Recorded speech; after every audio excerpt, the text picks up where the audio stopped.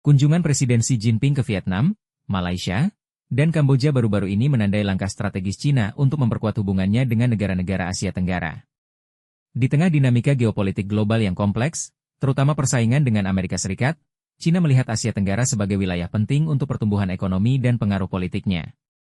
Upaya diplomatik ini difokuskan pada penguatan kerjasama ekonomi dan perdagangan, dengan tujuan memperluas akses pasar, meningkatkan investasi, dan memperkuat rantai pasokan. Di Vietnam, Xi Jinping dan para pemimpin Vietnam membahas peningkatan kerjasama perdagangan bilateral, dengan fokus pada pengurangan defisit perdagangan Vietnam dengan Cina.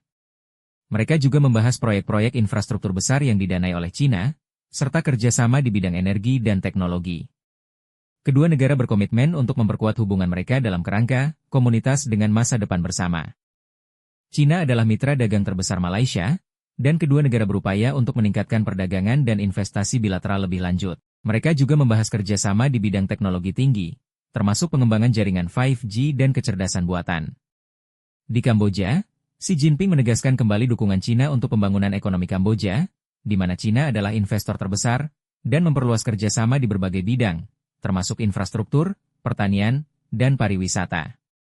Kunjungan ini menghasilkan sejumlah kesepakatan dan komitmen penting, termasuk peningkatan perdagangan bilateral, investasi infrastruktur, kerjasama teknologi, termasuk energi terbarukan, dan kerjasama maritim. Langkah-langkah ini menunjukkan tekad Cina untuk membangun hubungan yang lebih kuat dan lebih luas dengan negara-negara di kawasan ini. Secara keseluruhan, kunjungan Xi Jinping ini mencerminkan tekad Cina untuk memperkuat pengaruhnya di Asia Tenggara, wilayah yang dipandang strategis untuk pertumbuhan ekonomi dan politiknya.